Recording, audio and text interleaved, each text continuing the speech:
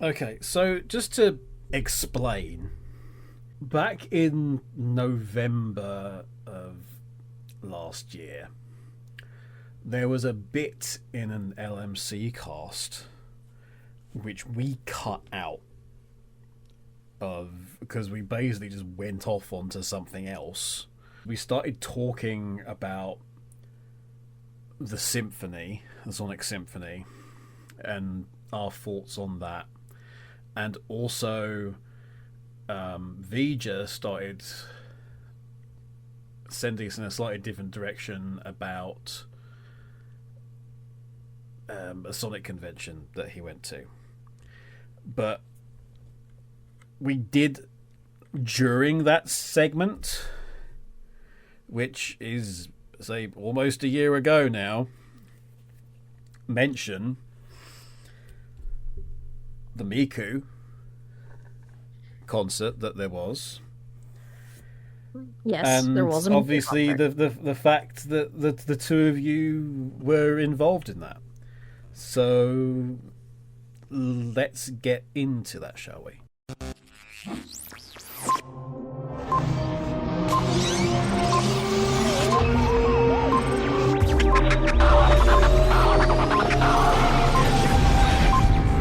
Run the titles.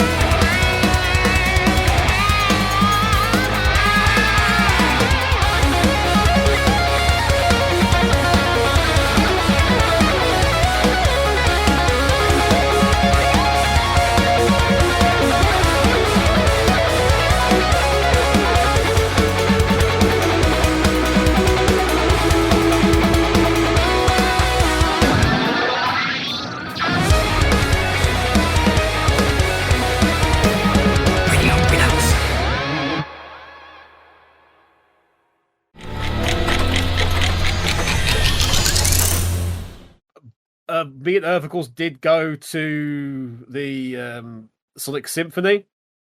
Yes, we did. Which again we might touch on at another time if Josh didn't already. Needless to say, I don't think anyone understands what a symphony is anymore.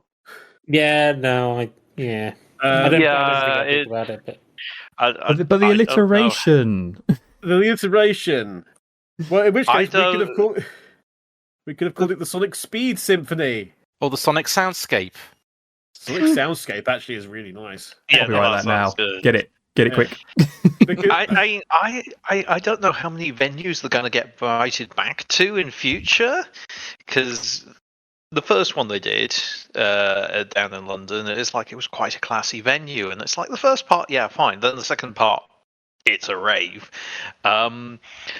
And I don't think they'll ever get invited back there again, and I'm wondering if it'll be the same at other venues. I don't think so. The problem is, for me, the issue wasn't. I don't think the Apollo cares. The Apollo is very much give us the money. Yeah, pretty much. That's all they care about. And I will say that the problem for me, part of the problem was the venue itself. I don't think the venue was really well built for. I heard horror stories about the venue itself. It was built for a symphony. What occurred at it wasn't that, so it wasn't. No, but I don't think the acoustics were right for it, even for if it was a symphony. It did sound a bit odd. Yeah, but yeah, this is the thing. Because what I will say is it's put me off going to something else at the Apollo that I was talking with other people. We were like, oh, there's a Final Fantasy 14 concert there in March, I think. And we're like, oh, maybe we should plan to go to that together. As soon as I was at the venue, it was like, and sod that, I'm not going to anything at the Apollo ever again. It was, like I said, it was great to see so many Sonic fans there. But like I said, it became very quickly it wasn't about the music; it was an event, and unfortunately, it was so keen on being an event, even down to how we've got like bits and pieces very specifically edited in for crowd reactions on the video and stuff with the video and stuff like that. It became more about sort of Sonic signaling that show you are a fan. It's like, yeah, okay, but can I also listen to this concert that's going on? Is that okay? Yeah, came for music. I have been very reasonably vocal about the whole let's cheer that the girl's been shot. That it sticks in my craw. I'm sorry and all. It's like do you not understand how like the tragedy of this character? Like, yes, because it's funny, isn't it? It's like the problem is, I wonder if it's not. The problem is, I wonder if that's a bit of a. That's the issue with the fans. Okay, then you're a fucking terrible person. Unfortunately, I would say that's most of the world now. But yeah. If you're listening to this and you think it's funny, you're a fucking terrible person. To me, it's kind of like the whole scene with Aerith and Sephiroth in 7.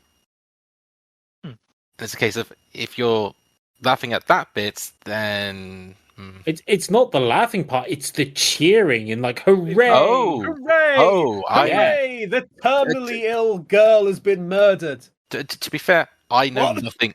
I know nothing of what has happened. It's just literally a lot of. Yeah, when they show Maria getting shot, everyone cheers because clearly that's a thing that we should be celebrating. And it happened a few times. Yeah, it got a bit too much. It got a bit too much. I left before the end, as Josh knows, because it just this is too fucking. I couldn't see anything. I couldn't hear anything in the second half at all. This was the problem. Is like you couldn't hear most of the music. You couldn't. The second half was like, okay, there's a singer and there's a guitar and I think there's other instruments there, but I couldn't tell you if they were playing. I could just about hear the singers. I could not hear any music throughout the second half and most of the first half. It was just weird that like going through that, I felt such a disconnect to the people around me. Yeah, I don't belong here now. It's almost like you're welcome to it. Were they just all going absolutely nuts, crazy, crying, screaming, emotional experience? Because they showed the trailer and they showed the Shadow Dark Beginnings. Dark Beginnings, by the way, and I think I've said this elsewhere. Dark Beginnings is quite possibly the best thing they've done in 20 years. Yeah, Dark Beginnings is that freaking good because it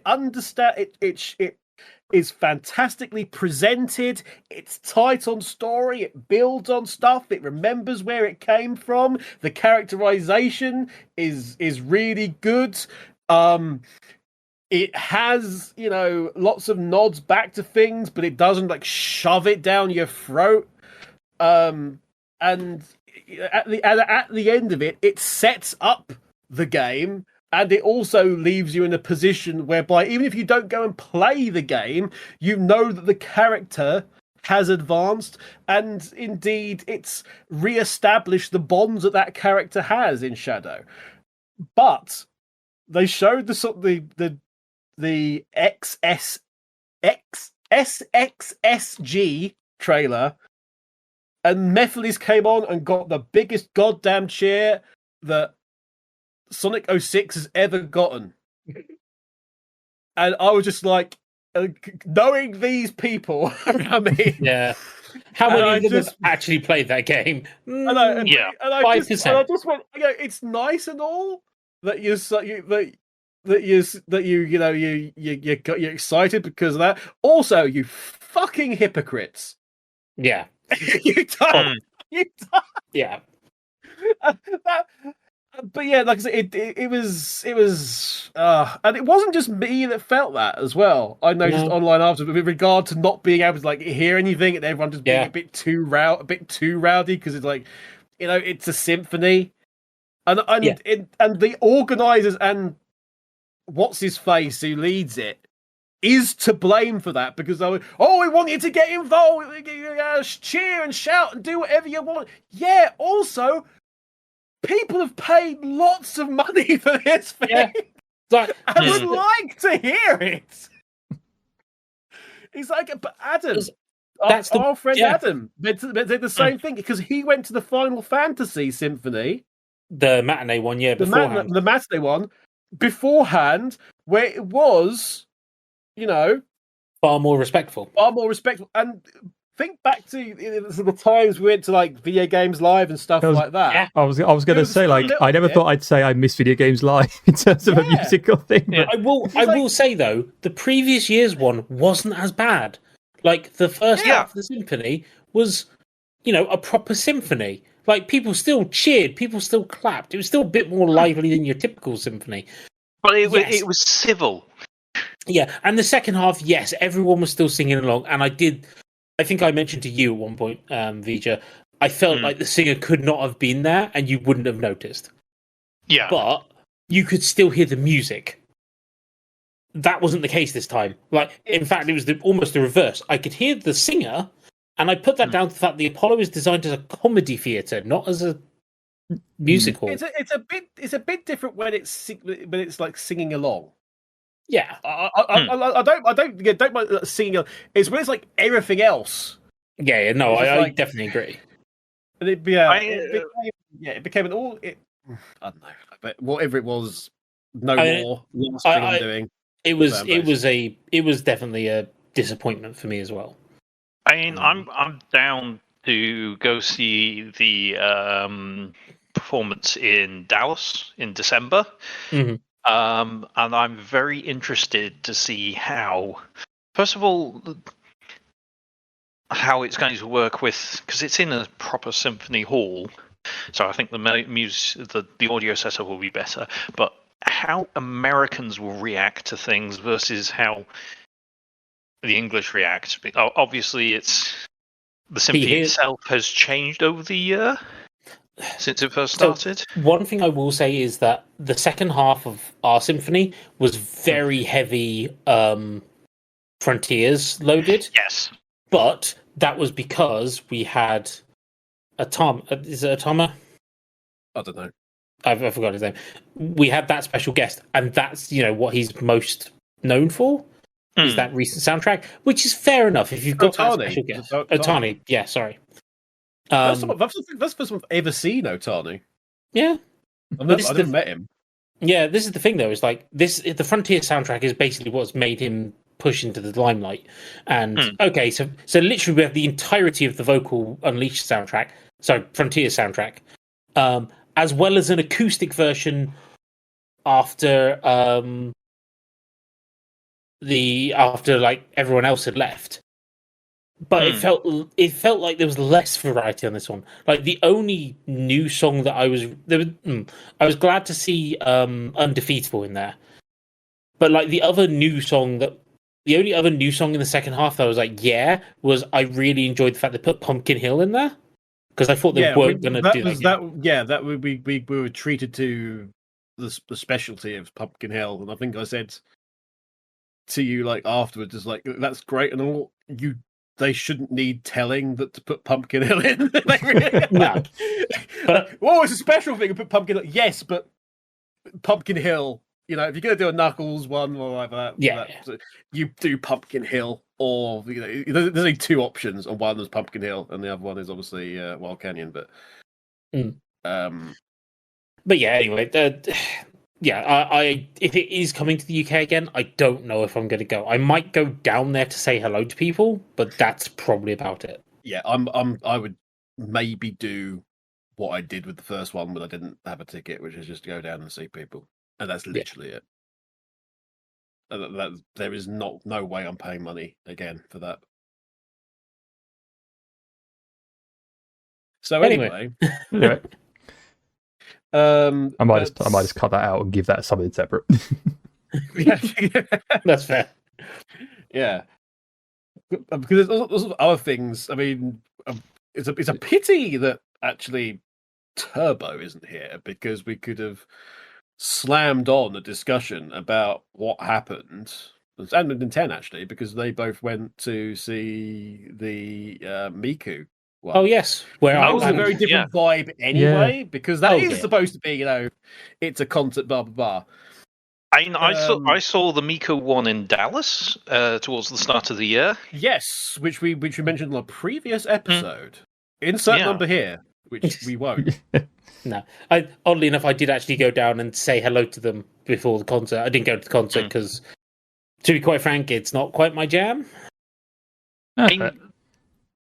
From when I went, it's like we ended up stuck next to someone that seems to be having a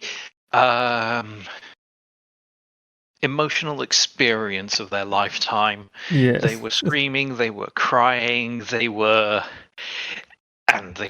very loud about it. We're having a crisis. I hadn't been. They were having an emotional moment. This was their.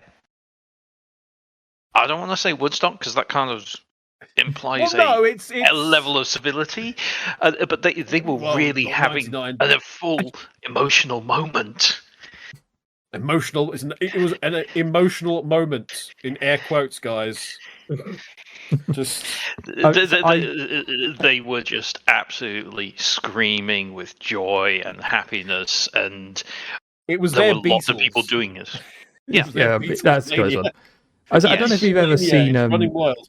Was it Temi Chang released a video about their going to like a first Miku concert and how people do get like they have like the reprogrammable light sticks, and it's like they change them because they know the track list, so they change them for the character they expect. They know what's happening. It sounds like a very big ordeal and event, but it seems like it's one that's absolutely like choreographed perfectly by the organisers, but maybe not over here as much as in Japan. Not over here, certainly, based on all the problems that Nintendo had just trying to get the merchandise they ordered for the event, because apparently apparently there was problems, and then they didn't send it out, and then they said they would like send it out like 2 days before or something. The concert was like, what? So all this money was, and then they said that they wouldn't give any refunds, because unsurprisingly people were like, well, if you're not going to give it to me for the bloody concert, this light stick thing that I've spent half a mortgage on, remortgaged my house, sold my brother into slavery, to get this flashing light stick. Yeah, but like tell me that T-shirts and like they was like, oh, it's just we're not going to bother sending. So yeah, but another one. Hey, maybe that's an LMC cast we can do in the future with those. What games would you like to have a symphony for? What game series would like? I would like to go to Final Fantasy 14 one. Yes. Or Final Although, to be quite frank, I'll take a 9-1. I'll take a 7-1. How about just the Final Fantasy one? And just the thing is, I think there's too much music. Because bear in mind, I think there's too much Final Fantasy. But there you go. Well, yeah, but like, bear in mind, like, what was it? There's something like 1,000 tracks on the Final Fantasy music game. Yeah, there's a ridiculous amount of tracks on Theatrhythm. That's like 0.1% of a Smash Brothers game, though. At this point. No, actually, I think it boasts a better record than Smash Bros. In terms of number of tracks. Impossible. Yeah. But I think the other thing is, like, the problem with there being so many Final Fantasies is if you did all the Final Fantasies, you'd only recognise like 30 to 40% of the music. Yeah. Like, I couldn't tell you anything about any of the games before 5, essentially, other than like the main character. And maybe the main bad guy. Yeah. I will say, like, I mean, to be fair, this will be something that, oddly enough, the LMC cast we're playing at the moment has a couple of recommendations from myself and Shadow Fox. Yes, Record Keeper, having fun trying to get hold of some of those tracks. I thought I sent you the links for them. You sent me the links for some of them, yes. But yeah, I one of the ones I think is quite underrated is the La Mulana games. I think they have an amazing soundtrack. I totally agree. And last of all, was this in my list? Wario Land Shake Dimension? That was in some list of something you said mentioned. Wario was in a list of yours, yes. Yeah. Well, no, in all seriousness, like the Wii Wario Land game has some of the best music I've ever heard from Nintendo.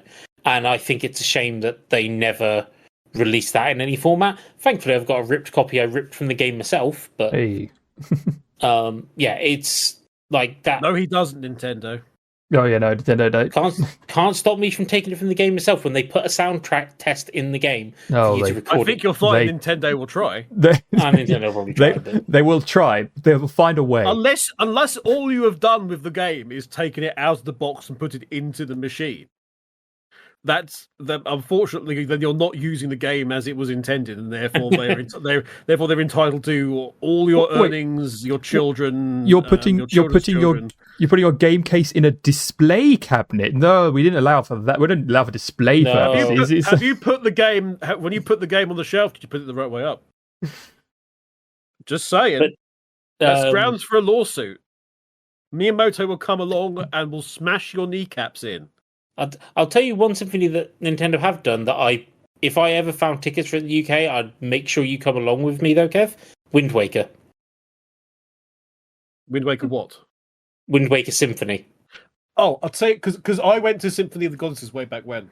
Mm. There's a massive poster to the left-hand side of my setup for that because it actually came to Birmingham, and I think they regretted coming to Birmingham. Actually, it was. It didn't. Honestly, it felt odd. But I don't know. We were right at the back. We were right at the back, and we could hear everything because it was a symphony. People were quiet, so you could hear the bloody music. Yeah. So yeah, I would love to, if there was a specific Wind Waker one. Mm-hmm. Because I would be all in for that. Yeah. Because Aussie Dragon Roost Island came on during that, and I was the most excited you've ever seen me. Oh, yeah, I don't believe that's such a wonderful track, though. Oh, it's just beautiful. It's beautiful. What actually happened then with the Miku? Because I know that there was all sorts of issues in the run-up to it. But for the life of me, other than the merchandise thing, what was it like in the end? I mean, this was obviously just for the sake of Nintendo, really. Because I thought, Nintendo never has been to Miku or any sort of kind of like Miku Expo event beforehand. Mm-hmm. And I'd been to 2. I think 1 or 2 beforehand, so I've had a little bit more experience. However, so I thought, it's like Nintendo's wanting to go to this thing. I'll get tickets for us and whatnot, and we'll have a blast and whatnot. Celebrate the graduation for last year as well. Yeah, aye. But it was definitely not the same as previous years that I've been to, because it's even though it does have a bit of like a little bit of magic to it, it's I think it was just a bit off at points, just on a certain thing, because the major issue I think that was happening at that was just organizing lines for things. I think it wasn't clearly put up, because I had a like when I got my ticket, I got it through Ovo's kind of, or wherever they were at the time, like live thing. Like they had like early access tickets to the thing. So I got them through that because I'm a customer. Was it the Glasgow? Was it the Glasgow OVO, or was it? No, it was like the London. It was London, was it? Okay. Yeah, it was London because there was no. Yeah, when we were London. I just remember there's one in Glasgow. So. Yeah. So, we have the Oval Hydro and we have the Oval Armadillo as well. The Scottish Exhibition Centre uses them as their sponsors, but they're not only based in Scotland. They're also based in many other places, London specifically, Wembley specifically. Yeah. Yeah, the Wembley Arena was where this was. Oh, so they've got the sponsorship on the Wembley Arena. So for the benefit of those from overseas, there is Wembley Stadium, but there is also Wembley Arena. Yeah, which is that's always been the case. Like a football kicks away. Yeah, so that's always been a place for, I mean, all sorts of things. I watched the Harlem Globetrotters at Wembley Arena in like 1992. I never really got them. Like I just see them being promoted in like animation show, like Futurama and whatnot. I never got them. I never understood them. It was fun. It was fun. I did end up cheering for the Warriors or whatever their name. Those are the Washington Warriors. I can't remember the team that they always play against and have won officially won like 2 games ever or something. It's a very interesting story. If you're interested in sport, I recommend looking it up. But they tend to do. It's another venue for sort of smaller gigs, if you like. I think for the most part, it's in people's mind been supplanted by the O2 nowadays. The former Millennium Dome, the O2 Arena. So, but yes.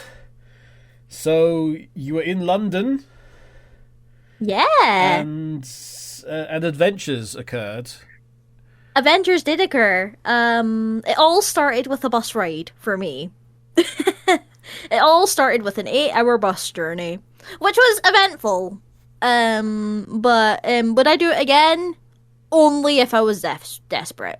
But it was good to see Victoria Station in addition to being in this very fancy, like, restroom. It was, like, the fanciest restroom I've ever been in. But... So, what was the highlight of the Miku concert? Well, when I arrived in Victoria, there was a hell of a great public bathroom there. That's not a good sign. That's not a good sign, Miku people. I just wanted to point out, like, how fancy the station was. But I thought, but then I met up with John. Adventures did occur. We ended up at the Bandai Namco cross store. Let's just say gacha. Gacha is very much my thing now. Turbo. Yeah, I didn't help. Turbo. I was going to ask whether you A, dragged her away, or B, enabled, and you just gave me the answer before. It was B. It was definitely B. So, like, the first time round, this was, like, the second time I went to London on my own. John took me to the cross store to check it out, and yeah. Addictions were sparked after that. London drug culture explored. Gacha gaming. Capsules now. It's a Class A claw machine, boys. but no, that was fun as well. We eventually made it to Wembley, and I'm gonna be honest, I felt like I was in the Pokemon League. I was about to like challenge the Elite Four. Because the arena is so huge. I've been in the arena before, actually, to see Taylor Swift. This was like way before I met you guys as well. What Pokemon did she bring? I would think she would bring an Ekans because it was the Reputation era, and it had the signs of the snake and stuff like that. Good answer. Carry on. But yeah, it was fun. I mean, the concert for me as a noob, it was fun. It was fun getting to talk to a couple of people. I saw a few mutuals as well. It was also in the same weekend as MCM as well, so I got to see a bunch of cosplayers rock out their struts and stuff. It's quite crazy because that like the MCM London was like near enough on the other side of town. It would be Excel Centre, wouldn't it? Still, yeah. Which so, is obviously over by, what's it? Docklands like Railway, all the way over there. So like that's a fair is a bit. ways. There's a ways. Aye. So it's kind of crazy for some of those people who were attending MCM come, travel across London. That's an 8. I can tell you from there to there is an 8-hour bus ride. So I'm gonna be honest. With the Elizabeth line being a general link to the XL as well, that also helps. It's gotten better over the years, mainly out of necessity. Mm-hmm. Mainly out of necessity, because for a long time the light railway, the Docklands Light Railway, which I think is now like a technically part of it was technically part of the overground, and now obviously it's all sort of merged into one great big horrible mess. But that wasn't really reliable or working, so we ended up having to walk around the outside of the road network on the way to the XL. There was just this flipping there was just this parade of exhausted cosplayers desperately trying to get like bloody Moses leading people through the desert, except Moses was like somebody in a Team Fortress 2 costume. It was really it was always really, really horrible, because it was like rain or shine, and it was going to be one of the two to the extreme, and that was the only way people could get there, really, because for a lot of it you'd get to the nearest bus stop or tube stop, and then you just have to walk for a long way. So yeah, it's a bit better nowadays, thankfully. I'd want to try MCM one day, just as like for fun. There's a bunch of good guests there as well. In addition to a lot of vendors that get to partake in there too, which I feel for them, because some of them don't drive and they have to like carry their luggage and stock in order to build stuff up as well. But no, it looks fun. They used to have a convention in Scotland. They don't anymore. There's no conventions in Scotland now. There's no conventions. None. Unless you want to count Fan Frontier, that's actually done well this year. But going back to Miku, obviously, this was like my first experience with Miku. I thought, screw it, it's my final year of uni. I may as well like use this as like a celebration of like 4 years of hell, essentially. High five, girl. Yay! Just 4 years of hell. Yay! Absolutely. Thanks for everything, university. Yeah, thanks. That's the reason why I didn't go into further education.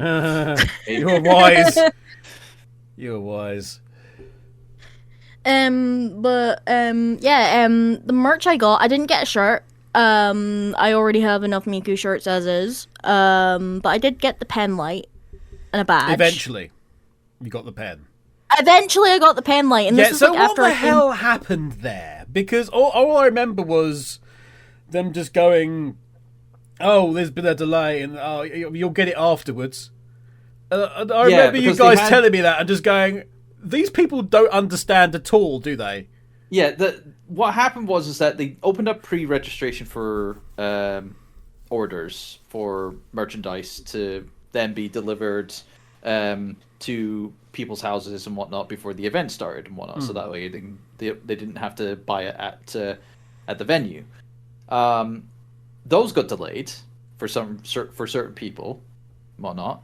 And then, as always would be the case, Kev, because we always have this issue as well, with not only from personal experience but also with going to other events. Yes. They completely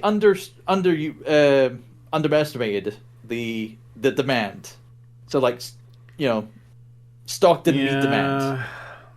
So there was always a lot of stuff being sold out at the actual venue itself. Even though they had stuff at the venue, they would just immediately sell out because they would set up a merch stand outside the venue for people to buy from. I remember that. We got ice cream and we were walking. Yeah, that was chock-a-block all day. Like, there was a lot of people who were just queuing up to get all that merch that was there. And then by the time they were done, which was like close to start time anyway, and trying to put stuff in there, they barely had anything to sell when actually in the venue itself. The Symphony the year before. Oh yes. When it was us two there. Yeah.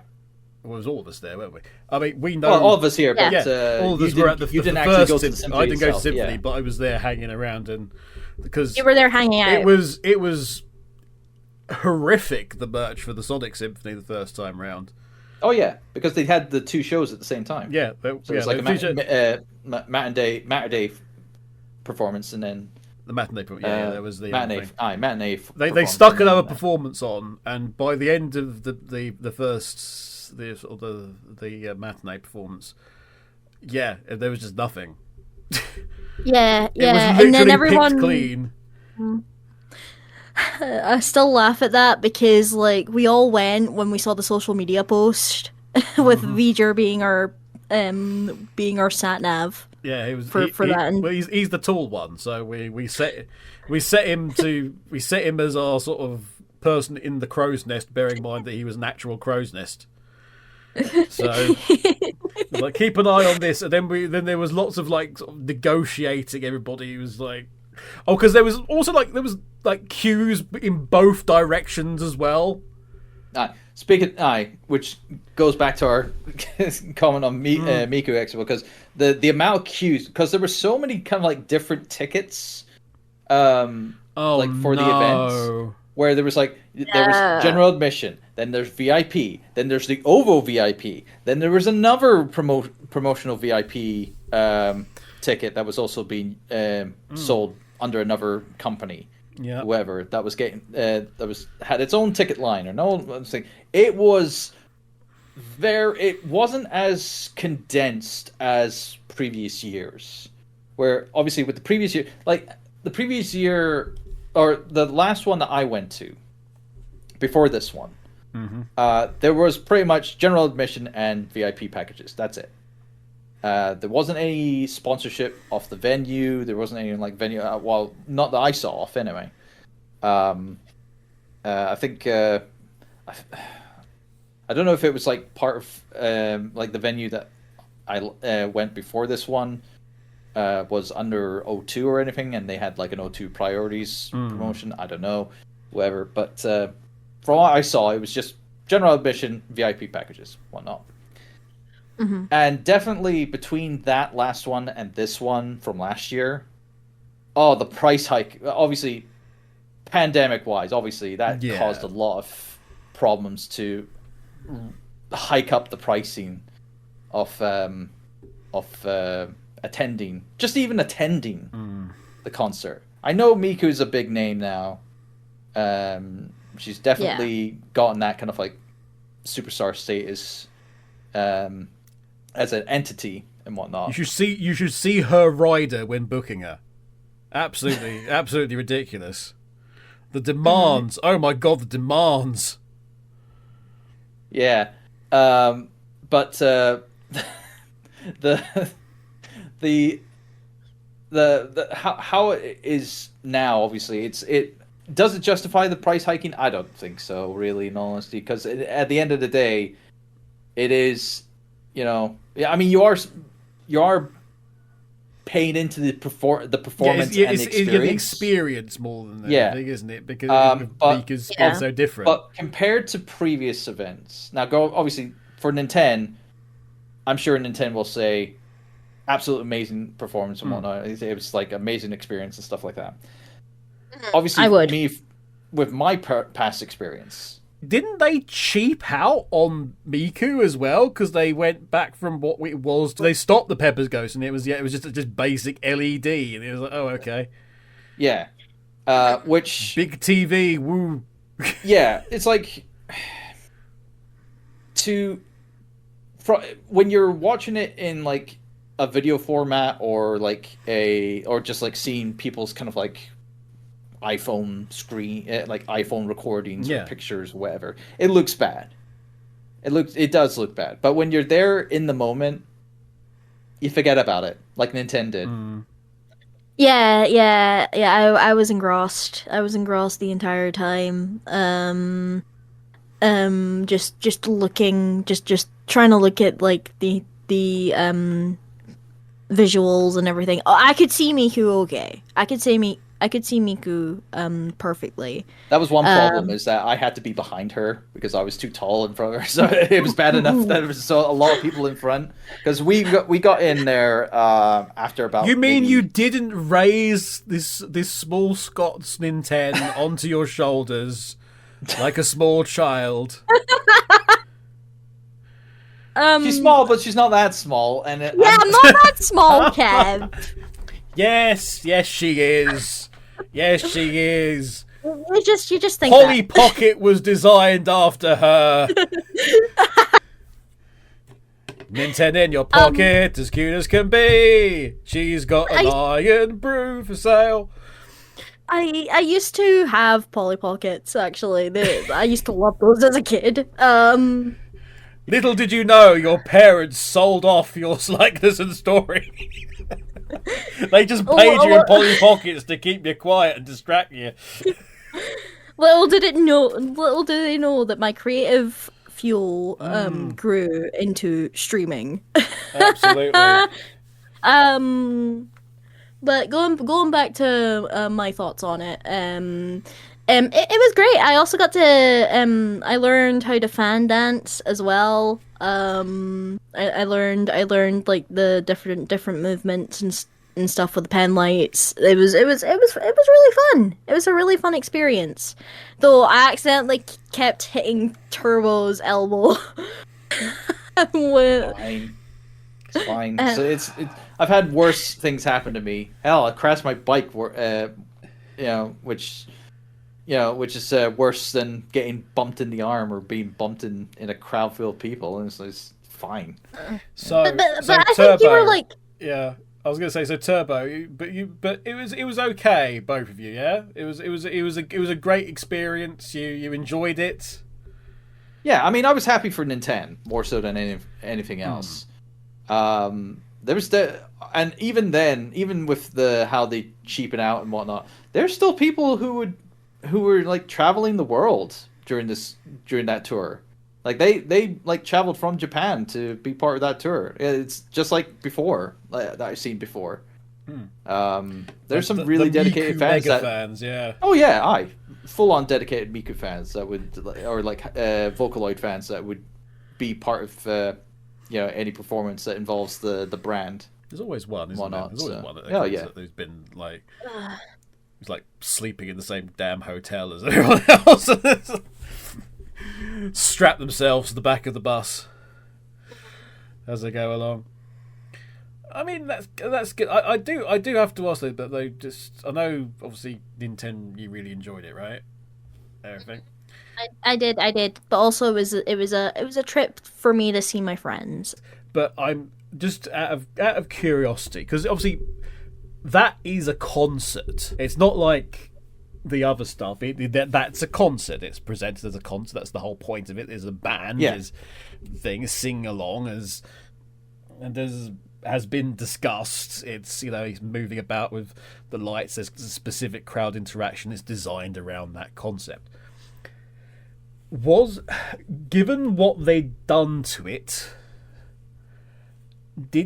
had it lost a bit of the magic for you with all the changes and them sort of like cheapening it out a little bit?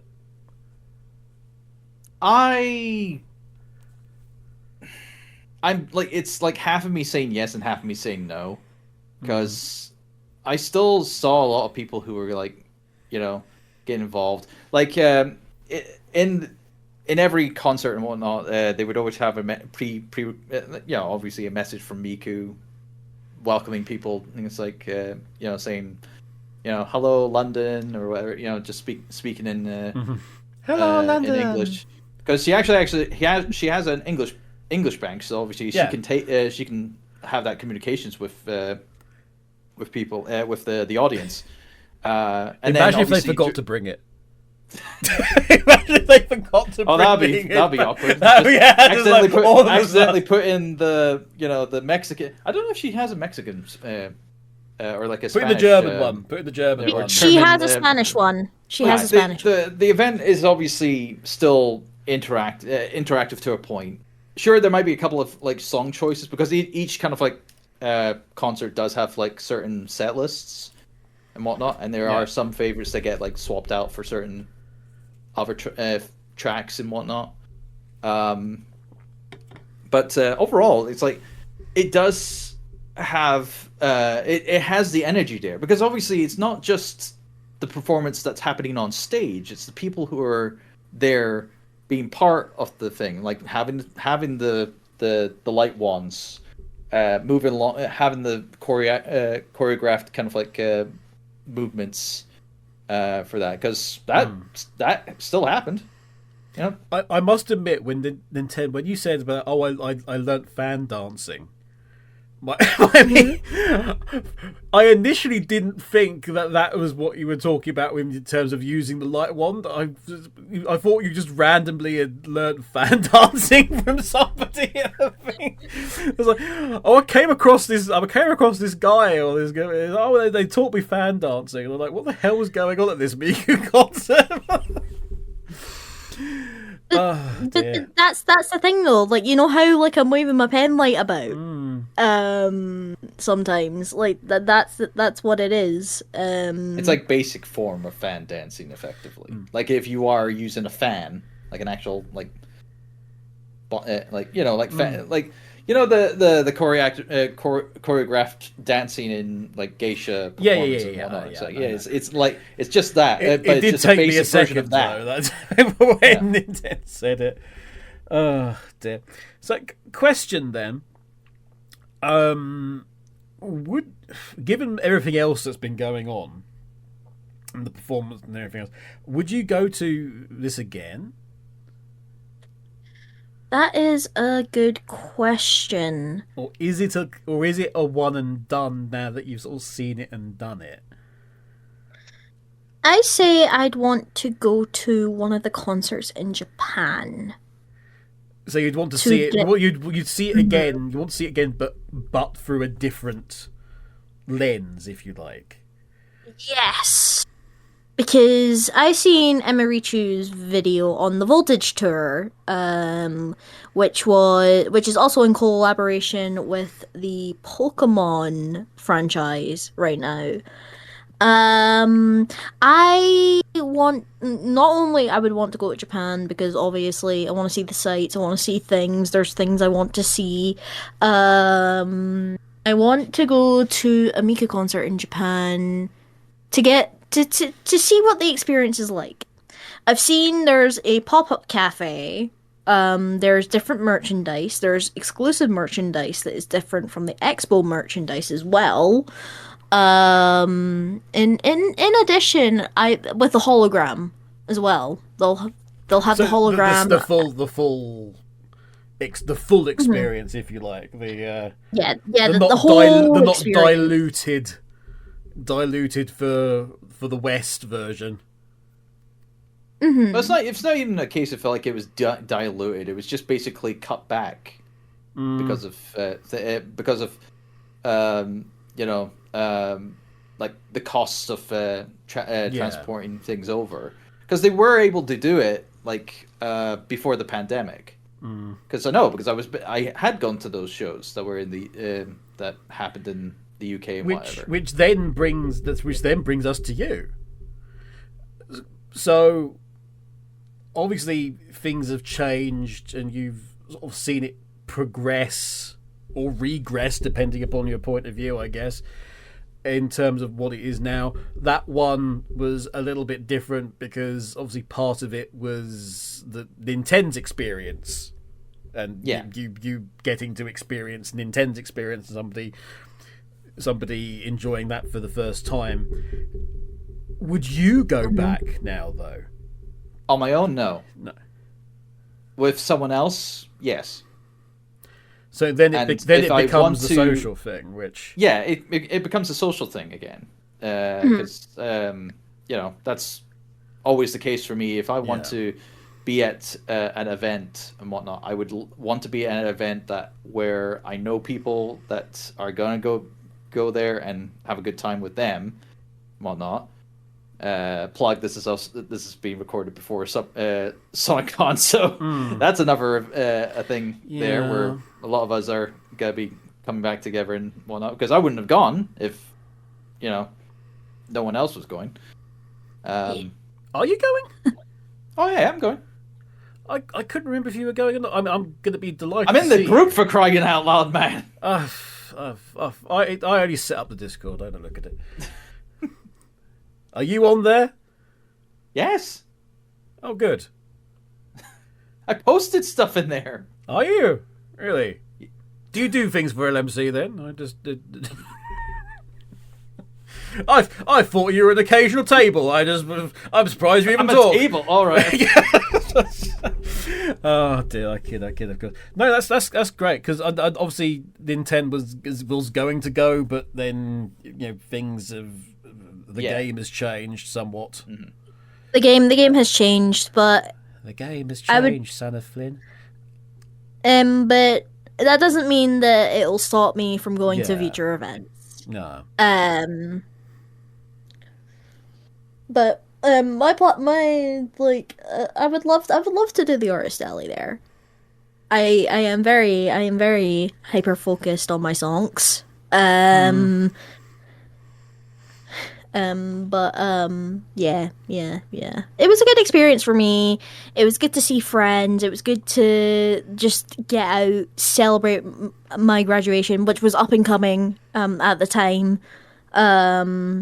Where it was the build up to this big moment of me walking on the stage and getting my piece of paper and getting bopped on the head. Can't believe that's almost going to be a year now. Not the Miku Expo. Not the Miku Expo. That was it. That was it. You just worded it weirdly, and it's like getting on stage. It's like stage. Wait, what? Miku Expo stage? Why would you go up there? That's garbage. It was the governor of your university. It was Miku. I wish. Oh dear. Who do you get your degree from? Well, Hatsune Miku. I got my degree from. But unfortunately, due to rising education cuts, it was just a piece of A4 paper with Miku on it. Oh dear. Yeah, but yes. But yeah, no. Go back to your question there. It's like, it's a case of I've had my fill with the series on my own, but with the Miku Expos on my own, and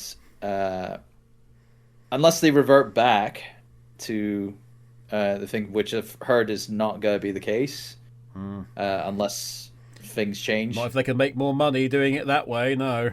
Well, yeah. Well, they're already making enough money with hiking up the prices, but I mean the bloody the blood. I mean, considering the price they sell the wand for and what the wand actually is, it's kind of preposterous. It's always a hike up with branding. And that's not a hike up. That's like a whole That's like a whole fucking trek. That's no hike. That's an expedition, my friend. that I've done. But when Ninten said about going to Japan and experiencing a show with the Vocaloid, with Crypto Media's kind of like brand there, it's kind of like similar to my Japan trip to see Crush 40. Yeah, at the 2 Nights to Remember gig there. That was my excuse to go to Japan that year. Was it an underground concert? Yeah, kind of. Yeah, it was at the. It was a rough-looking venue from the outside. Oh yeah, it's like proper rough as hell. Like, proper grunge music venue. Yeah, like it's totally fitting for the guys. I get the distinct impression Turbo stood out quite a lot at this venue. There's decent. Like I'm only 5'10", man, and of course, I was probably like one of maybe like 20 English people there, possibly, because there was more than just me. 20 of the old Brits there. Yeah. So, yeah. Don't insult yourself and make yourself an Englishman, for God's sake. You get chucked out. The Scottish they'll sling you over Hadrian's Wall. Triggering me. English speaking people, then. Okay. I'll be more specific. Oh dear. But like if I wanted to go, if I had the funds to go see a Miku Expo again locally, it's like unless I was going with friends again to go see it and whatnot, then I wouldn't go on my own again. But no, if the opportunity was, if we're going to Japan and there's a Miku concert and we've got tickets for that, yeah, great, yeah, cool. I'll go see a convention there, because I feel as though that the Japanese audience, how I kind of like felt it at that Crush 40 concert or like gig in Japan. I feel as though that the audience is going to be definitely different compared to a Western audience, because they know the songs obviously are more catered to them, and they'll sing along better with them and get into the vibe of it better. Because that's always the case with Western shows, is that not everyone's got to know every single song. They only got to know a few notable ones here and there. Heck, even some of the English ones that they had for the Miku Expo show that year, some are like, I don't know this one. And so even though they've been promoting it in with music videos and stuff like that. Some are a little bit more niche, yeah. Deco 27 songs as well.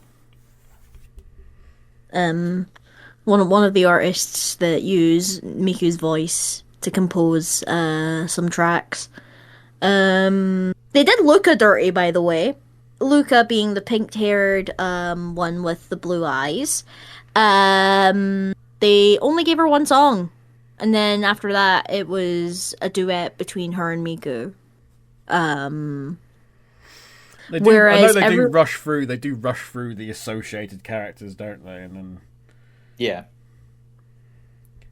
because it is obviously just Miku. Yeah, it's not. It's and not. Here Miku are and Friends other Expo. licenses. Hell, even they only just got Teto in the Japanese concerts as well. They only just got her. They only just made her debut, and that is only because one of the songs got popular, very popular last year, and that finally made them do the push.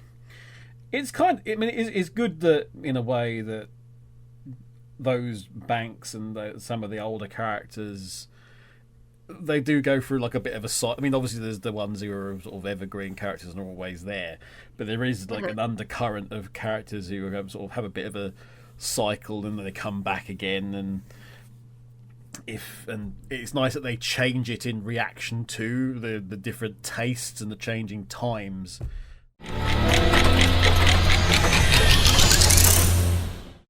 the last little thing I want to talk about is kind of circling back around to conversations on the Sonic Symphony or Sonic-related events. Kevin, cover your ears. There was a Sonic convention near to me a couple of weeks ago called Sonic Expo, which 3-day convention.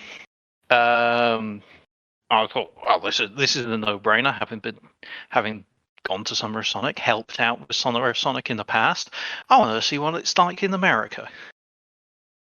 What I would say is, I know there's probably going to be people that are a bit annoyed with me at this. I enjoyed Sonic Expo more than Summer of Sonic. Blasphemy. Now, to be fair, let's roll that back and quantify that a little bit. I was going to say, were you working at this one? Understandable. Wind it back a little bit. Summer of Sonic, yes, I was working at this, but I was enjoying that immensely. And contributing to the community and helping out and seeing everyone else have a great day. But one of the challenges I think Summer of Sonic had is it was a one-day event. There's only so much you can do in a one-day event. And they got a lot of big-name guests. They got... The great benefit of being in America. Yeah. I mean, Summer of Sonic... I'm still going to focus on Summer of Sonic for a second. It had a lot of great guests. It got a lot of the Japanese people over that you just wouldn't get. And that is a downside on Sonic Expo. They didn't.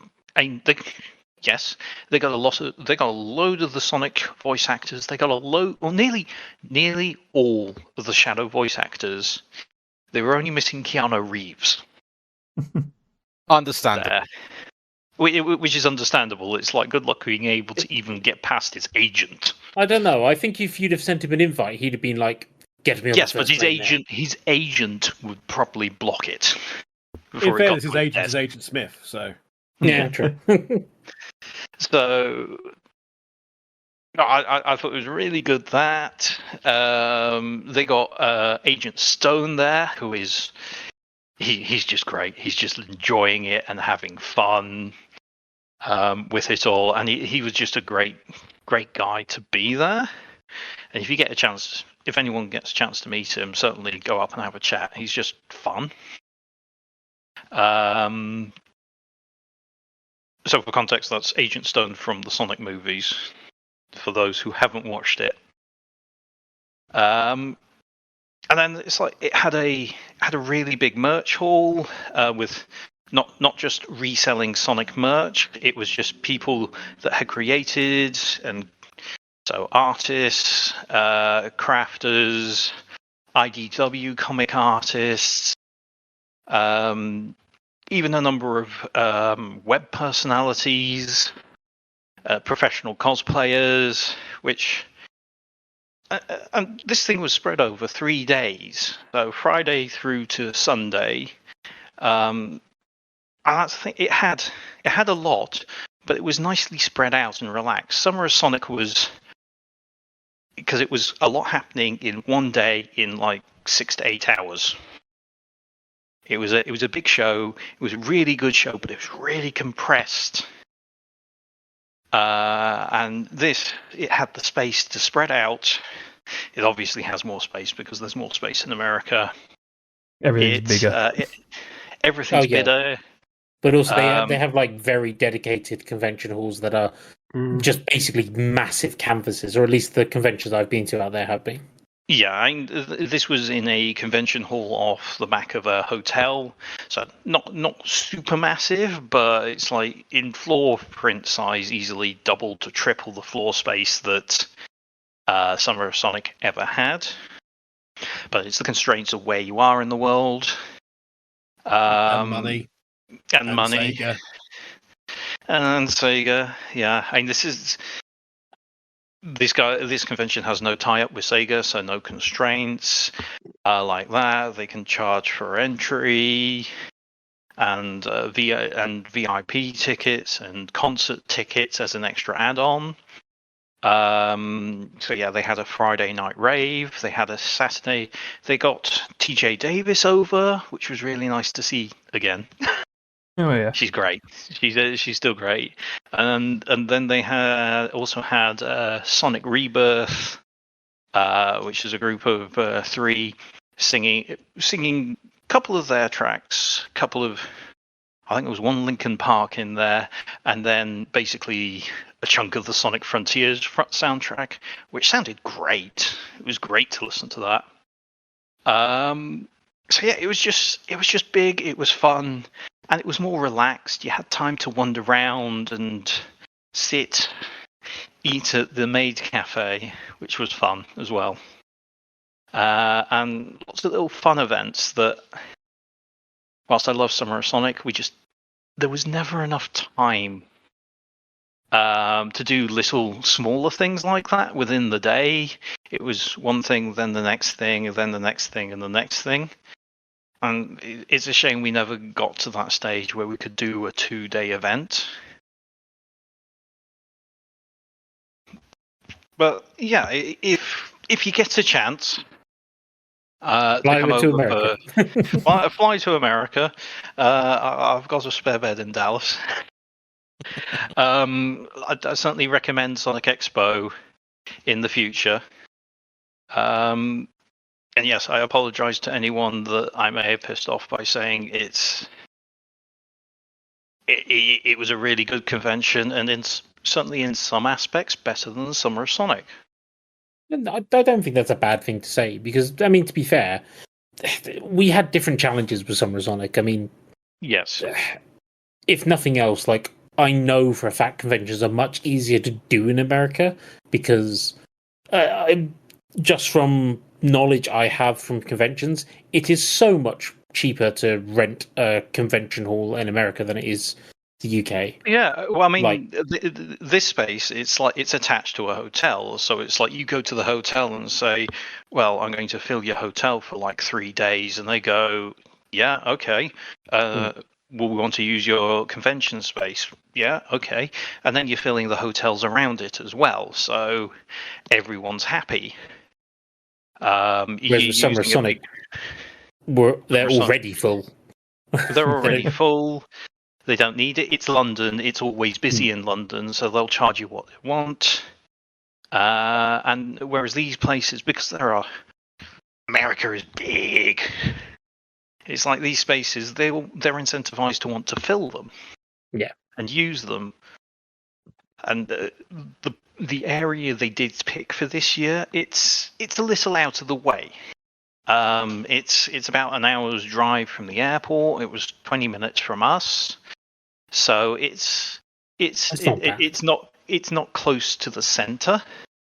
So no, but the fact it's only an hour away from the airport is pretty good. Oh yeah, I would personally say it's on the rougher side of Dallas, but the area itself, it's away from things. So you basically, where it is, you've got a new housing estate nearby, you've got a couple of hotels, then you've got a big main street where you've got a number of food places. So it's actually a good point. I'd definitely like to potentially go to it, but have to figure out how to get across the ocean first. Yes, no, it's not cheap getting across the ocean in the first place. I've got other reasons to go over there as well. So, I know it was just fun and interesting just to see how our American counterparts do things, and part of what I'm enjoying over here at the moment is just going to all these conventions and seeing how different things are. And most of the time it's bigger, it's longer, there's more to do because America is America and everything's bigger.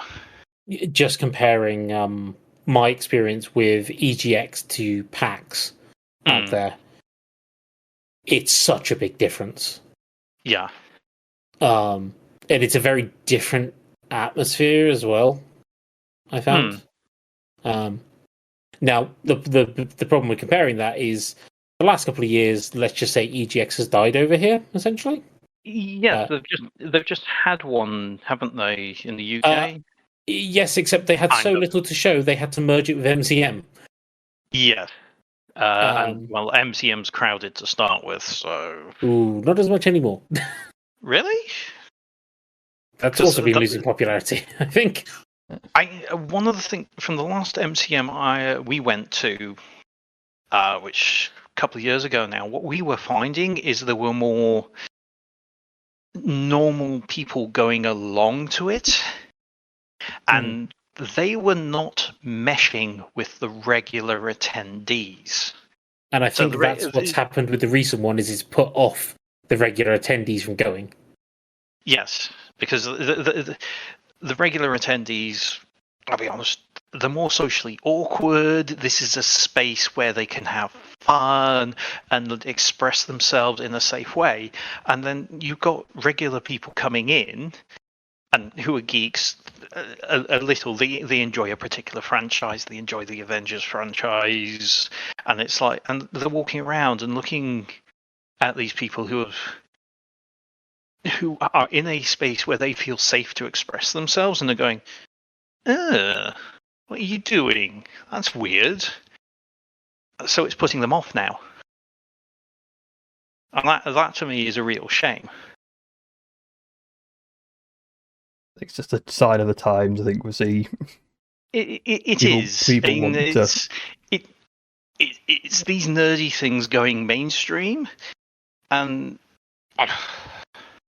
I don't want to be a gatekeepery person or anything, but a lot of these communities, these nerdy things in the past, were a space where people that didn't fit in could find people to talk to and build friendships and socialize.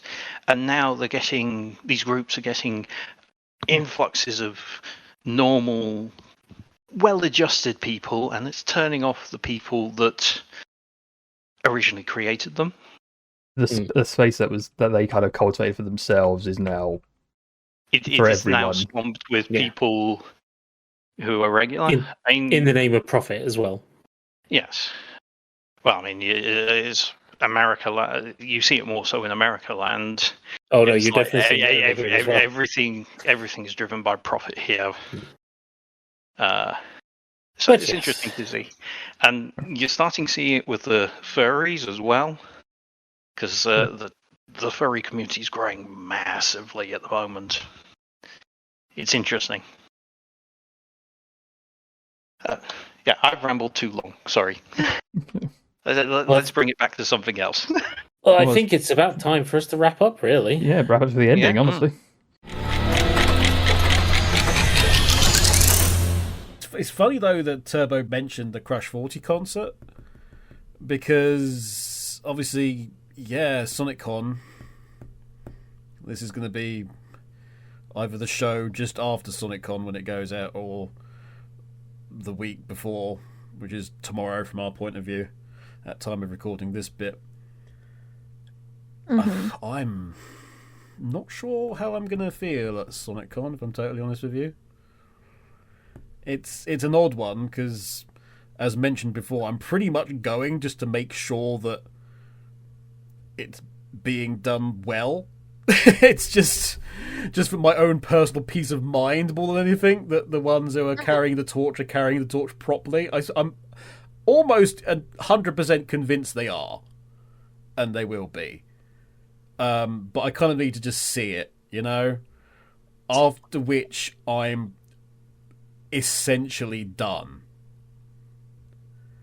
Yeah. In terms of cons and events and things, with the exception of, should a miracle occur and Summer of Sonic come along for one last actual proper passing of the torch, or alternatively the event in Japan, because I know that there is an event in Japan next year. I think they announced, did they not? Ooh. I think it was announced next year in Japan, and depending upon how things go, because everything got sort of put on hold, we had plans amongst the group to go to Japan and do stuff, which I think both of you were aware of at various different stages. Yeah. You know, there's a chance that might come back around again, and I'd kind of like to do that. I'm not massively. I think somebody asked me to, like, hey, would you? I mean, this is just somebody just generally from the community would be just like, hey, you should maybe go out to a Sonic Expo, which I mentioned specifically because Vija went to this one last year, which is mentioned in the other part of this episode. Mm-hmm. And honestly, it's not, it's not one that's. I love that they do that. I love that Revolution does what they do. I love that. Is it Neon? Is one of the other ones? Yeah. Yeah. I love that those guys are all there doing their bits and pieces. I love the fact that the Expo guys ended up like doing a proper presentation, like talking about the pillars of marketing for Sonic at an actual like business type thing the other day. That was fun. I enjoyed seeing it. I enjoyed seeing that they take it so seriously. And it's clear that the SonicCon people have some really good ideas, and hopefully it goes well. I'd kind of like to see from a Japan point of view, because for me and you, John, the only reason they're doing that is because of us. Yeah. And that's crazy. I mean, if you think about it. Well, it's not just us. It's just like. Us as in the SOS team. Yeah. It's specifically created in not honor of us, but in response to us, and using what we created as a template. And I'd kind of like to see that, and I'd kind of like to get a chance to have like the full Crush 40 experience, and everything else, and that would, or if it's not the Crush 40 experience, or like the Sonic event experience from Joypolis and everything else, I'd like to do that, and that would be the only really two instances. Either the band gets back together for one more thing, in which case I'd kind of feel obligated, or that. If somebody asked any time, I mean, they never do ask about anything, and they're never going to, and that's absolutely perfectly fine by me. Then obviously I would consider that, but at the same time, that's never going to happen, and I think I'm much better off without it anyway. So it's going to be weird, SonicCon, because it really is drawing a line under stuff, and me not actively caring, but me finally saying, right, I'm no longer responsible for this. It'll be closure, and moving on, because that was the real thing I got from Symphony, was like, I just don't belong here anymore. That was my big takeaway from Sonic Symphony. It was just like, just looking around, and I just felt so out of place. So that was with the Sonic Symphony that you actually went to. Yeah, that was the one I went to. That was last year's or this year's one, whatever one it was. Yeah. So I'm kind of.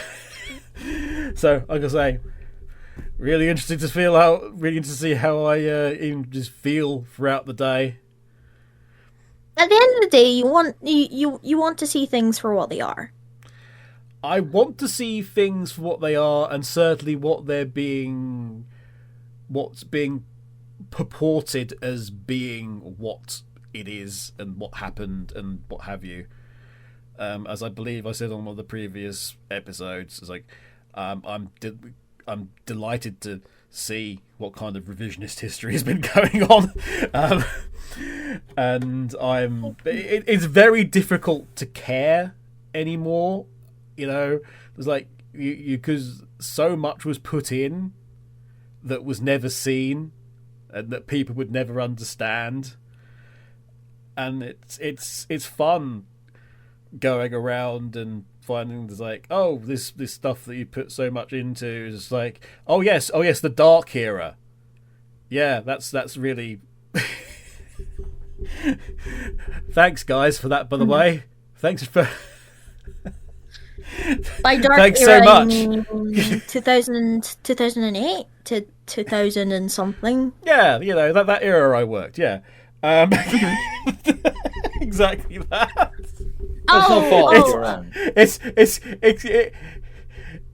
It doesn't hurt so much. It's like, oh, all right.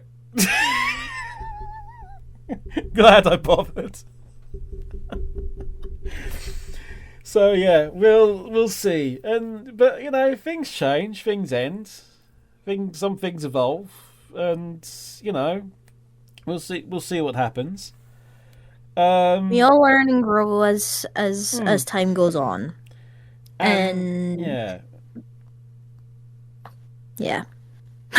And as we come to this, which is the end of season 10, I think this show needs to change too.